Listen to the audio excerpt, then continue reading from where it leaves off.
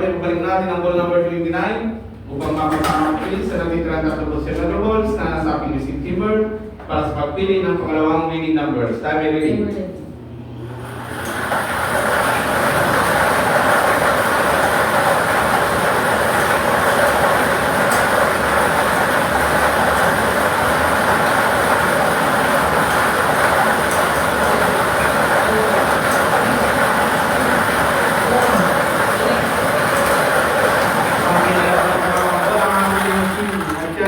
Ball number 34. Ball number 34. Ulitin ko lang po ating small tower revision para sa natin ito ang ball number 29 and 34. 29, 34. May pipirma naman pa ating service para po sa ating official draw result.